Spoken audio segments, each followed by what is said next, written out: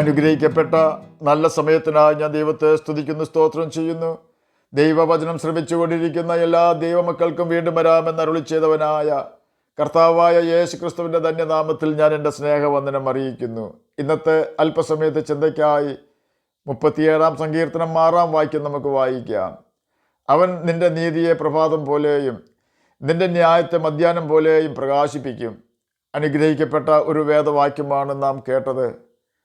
യഹൂദ രാജാവായ യഹോയാക്കീമിൻ്റെ വാഴ്ചയുടെ 3-ാം ആണ്ടിൽ ബാബേൽ രാജാവായ നെബൂഖദ്നേസർ യെരുശലേമിലേക്ക് വന്ന് അതിനെ നിരോധിച്ചു.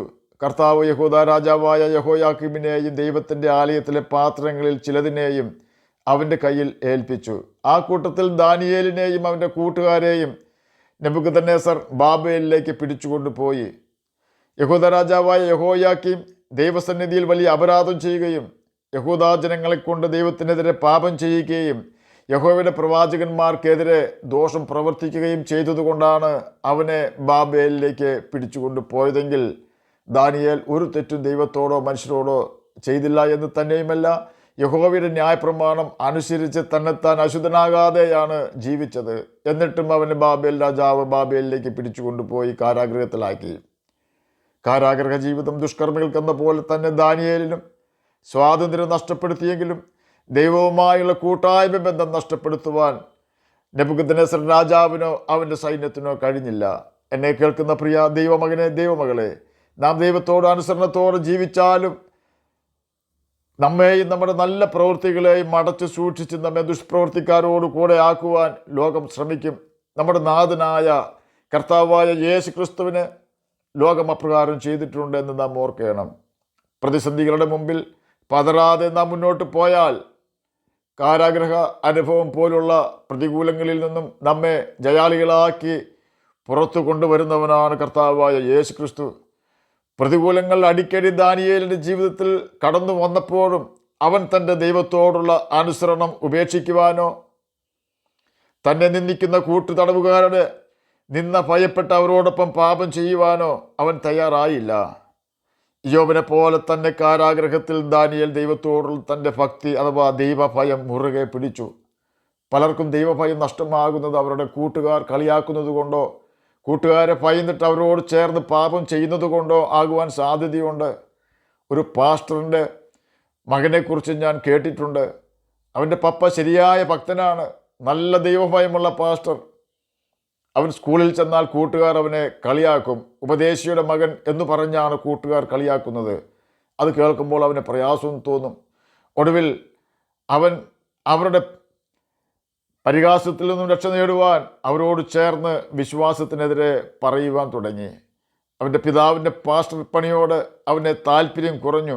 ഒടുവിൽ അവൻ വീട് വിട്ട് പുറപ്പെട്ടു. നാളുകൾ കറങ്ങിത്തിരിഞ്ഞ് നടന്നു. ചെന്നിടത്തൊന്നും ശുഭം വന്നില്ല. ഒടുവിൽ അവൻ ചെന്നെത്തിയ സ്ഥലത്ത് ചെറിയൊരു കൂട്ടായ്മയിൽ പങ്കെടുക്കുവാൻ അവൻ നിർബന്ധിതനായി. ആ കൂട്ടായ്മയിൽ വെച്ച് അവൻ രക്ഷിക്കപ്പെട്ടു. ഒരു ബൈബിൾ സ്കൂളിൽ അവൻ പഠിച്ചു. ഏത് ജോലിയാണോ അവൻ അവജ്ഞയോടെ കണ്ടത്, അതേ ജോലിയായ അവൻ്റെ പപ്പായുടെ പാസ്റ്റർ പണിക്ക് അവൻ സമർപ്പിച്ചു. അവൻ്റെ ഗ്രാജുവേഷൻ കഴിഞ്ഞു. അപ്പൻ്റെ സഭയിലേക്ക് തന്നെ അവനെ നിയമിച്ചു. അവൻ തൻ്റെ ഭവനത്തിലേക്ക് അന്ന് ആദ്യമായി ഒരു കത്തെഴുതി, മമ്മി, ഞാൻ രക്ഷിക്കപ്പെട്ടു, ബൈബിൾ സ്കൂളിൽ ചേർന്നു, ഗ്രാജുവേഷൻ കഴിഞ്ഞു, എന്നെ പപ്പായുടെ സഭയിലേക്ക് നിയമിച്ചിരിക്കുകയാണ്, ഞാൻ ചില ആഴ്ചകൾക്ക് ശേഷം അവിടെ ചാർജ് എടുക്കുവാൻ വരികയാണ്. അത്രയും എഴുതി കത്ത് നിർത്തി. നിറകണ്ണുകളോടെ ആ മാതാവ് നഷ്ടപ്പെട്ടിരുന്നെങ്കിലും വീണ്ടും ലഭിച്ച തൻ്റെ മകൻ്റെ മടങ്ങി വരവിന് വേണ്ടി കാത്തിരുന്നു. മകൻ ചെന്നപ്പോൾ അമ്മ അവനെ ഉമ്മ വെച്ചുകൊണ്ട് സ്വീകരിച്ചു. ആ മകൻ്റെ കണ്ണുകൾ അവിടെയെല്ലാം പരതുകയാണ്. താൻ നിന്നിച്ച് ഇറങ്ങിപ്പോയ തൻ്റെ പിതാവിനെ കണ്ട് ആശ്ലേഷിക്കുവാൻ തൻ്റെ അമ്മയ്ക്ക് കാര്യം മനസ്സിലായി. ആ അമ്മ മകനെ കെട്ടിപ്പിടിച്ച് കരഞ്ഞുകൊണ്ട് ഇപ്രകാരം പറഞ്ഞു, നിന്റെ വരവും കാത്ത് പപ്പ സന്തോഷത്തോടെ ഇരിക്കുകയായിരുന്നു. എന്നാൽ ഇന്നലെ നിന്റെ പപ്പ താൻ പ്രിയം വെച്ച കർത്താവിൽ ചേർന്നു. പുതുതായി ചാർജ് എടുക്കുന്ന പാസ്റ്ററായിരിക്കും തുടർന്നുള്ള ശുശ്രൂഷ ചെയ്യുക എന്ന് നേതൃത്വം അറിയിച്ചിരുന്നു. അത് നീ തന്നെ ആയല്ലോ, അതായിരുന്നു ദൈവനിശ്ചയമെന്ന് ആ മാതാവ് പറഞ്ഞു നിർത്തി. എന്നെ കേൾക്കുന്ന പ്രിയ ദൈവമകനെ, ദൈവമകളെ, നാം ദൈവസന്നിധിയിൽ വിശ്വസ്തയോടെ അവൻ്റെ വചനം അനുസരിച്ച് ജീവിച്ചാൽ ആരെല്ലാം നമ്മെ അവഗണിച്ചാലും അവഹേളിച്ചാലും അവരെ കൊണ്ട് തന്നെ നമ്മെ അനുഗ്രഹിപ്പിക്കുന്നവനാണ് നമ്മുടെ കർത്താവായ യേശു ക്രിസ്തു. പ്രതികൂലങ്ങൾ ദാനിയേലിൻ്റെ ജീവിതത്തിൽ ആഞ്ഞടിച്ചപ്പോൾ പ്രതികൂലമുണ്ടാക്കിയവരെ ധിക്കരിക്കുവാനോ എതിർക്കുവാനോ അവരെ ശപിക്കുവാനോ ശ്രമിക്കാതെ ദൈവത്തിൻ്റെ വിശ്വസ്തതയിൽ ദാനിയേൽ ആശ്രയിച്ചു. രാജ്യമൊക്കെയും ഭരിക്കേണ്ടതിന് രാജ്യത്തിന്മേൽ 120 പ്രധാന ദേശാധിപതികളെയും അവരുടെ മേൽ 3 അധ്യക്ഷന്മാരെയും നിയമിപ്പാൻ ദര്യാവേശന് ഇഷ്ടം തോന്നി. ഈ മൂവരിൽ ദാനിയേൽ ഒരുവനായിരുന്നു. രാജാവിന് നഷ്ടം വരാതിരിക്കേണ്ടതിന് പ്രധാന ദേശാധിപതികൾ ഇവർക്ക് കണക്ക് ബോധിപ്പിക്കണമായിരുന്നു. എന്നാൽ ദാനിയേൽ ഉത്കൃഷ്ട മാനസൻ ആയിരുന്നതുകൊണ്ട് അവൻ അധ്യക്ഷന്മാരിലും പ്രധാന ദേശാധിപതിമാരിലും വിശിഷ്ടനായി വിളങ്ങി.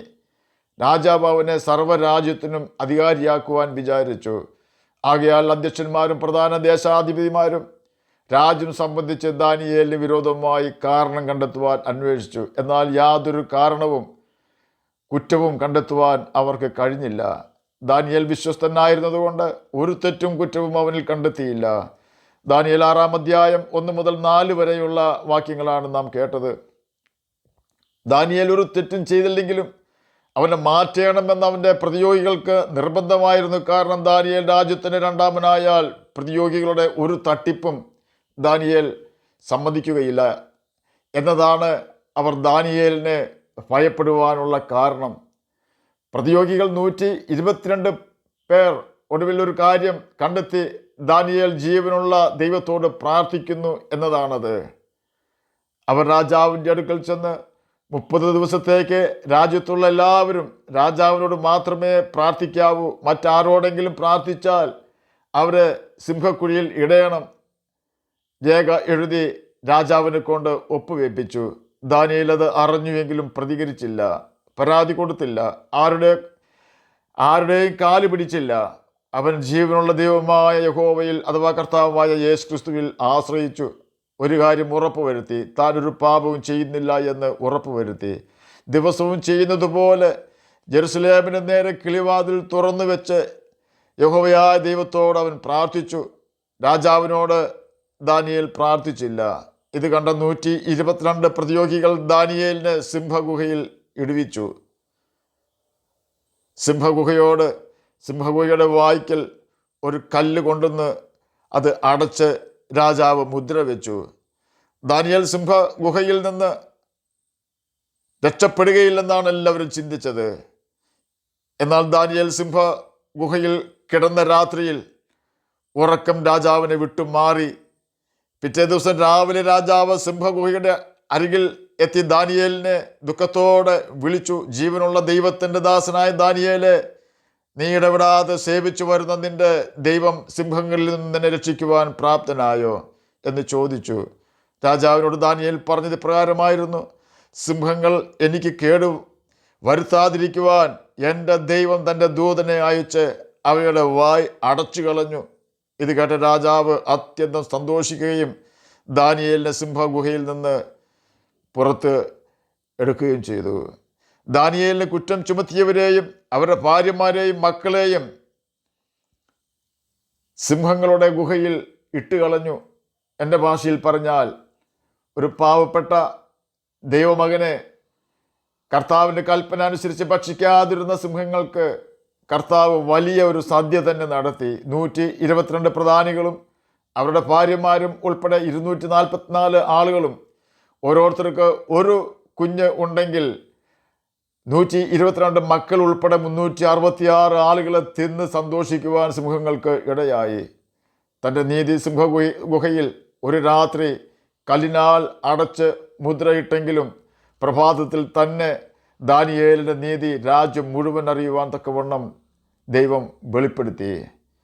സന്ധ്യയെങ്കിൽ കരച്ചിൽ വന്ന് രാപ്പാർക്കും ഉഷസ്സിലോ ആനന്ദഘോഷം വരുന്നുവെന്ന് 30-ാം സങ്കീർത്തനം 5-ാം വാക്യത്തിൻ്റെ അവസാന ഭാഗത്ത് രേഖപ്പെടുത്തിയിരിക്കുന്നത് പോലെ സിംഹഗുഹയിൽ നിന്നും തൻ്റെ ദൈവത്താൽ രക്ഷപ്പെട്ട ദാനിയേൽ സന്തോഷത്താൽ ദൈവത്തെ മഹത്വപ്പെടുത്തി.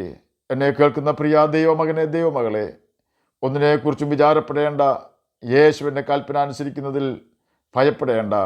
ആരെല്ലാം നമ്മെ തകർക്കുവാനും ആക്ഷേപിക്കുവാനും തടയുവാനും നോക്കിയാലും നാം പിന്മാറരുത്.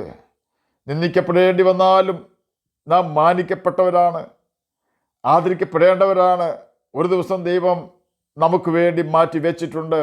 ആ ദിവസം നമ്മെ തടഞ്ഞു വെച്ചിട്ടുള്ള കല്ല് ആരുടെ മുദ്രയുള്ള കല്ലാണെങ്കിലും ആ മുദ്രയിട്ടവരും കല്ല് വെച്ചവരും തന്നെ അത് മാറ്റി നമ്മെ സ്വതന്ത്രർ ആക്കുവാൻ തക്കവണ്ണം സ്വർഗത്തിലെ ദൈവം നമുക്ക് വേണ്ടി പ്രവർത്തിക്കും. ആകയാൽ ദാനിയേലിനെ പോലെ ഏതെല്ലാം പ്രതികൂല സാഹചര്യങ്ങൾ നമ്മുടെ ജീവിതത്തിൽ വന്നാലും കർത്താവിൻ്റെ കൽപ്പനകൾ അനുസരിച്ച് നമുക്ക് നിത്യജീവനെ പ്രാപിക്കാം. അതിന് കർത്താവ് നമ്മെ സഹായിക്കട്ടെ എന്ന് പ്രാർത്ഥിച്ചുകൊണ്ട് ഞാൻ എൻ്റെ വാക്കുകളിൽ നിന്ന് വിരമിക്കുന്നു. നമുക്ക് പ്രാർത്ഥിക്കാം. ഞങ്ങളെ സ്നേഹിക്കുന്ന സ്വർഗീയ പിതാവേ, നല്ല വചനത്തിനായി അങ്ങേ സ്തുതിക്കുന്നു, സ്തോത്രം ചെയ്യുന്നു. എന്നെ കേൾക്കുന്ന ഏതെങ്കിലും പ്രിയപ്പെട്ടവർ രോഗത്താൽ ഭാരപ്പെടുന്നെങ്കിൽ അങ്ങ് അവർക്ക് പൂർണ്ണ സൗഖ്യവും വിടുതലും കർത്താവ് കൊടുത്ത് സഹായിക്കണമെന്ന് പ്രാർത്ഥിക്കുന്നു.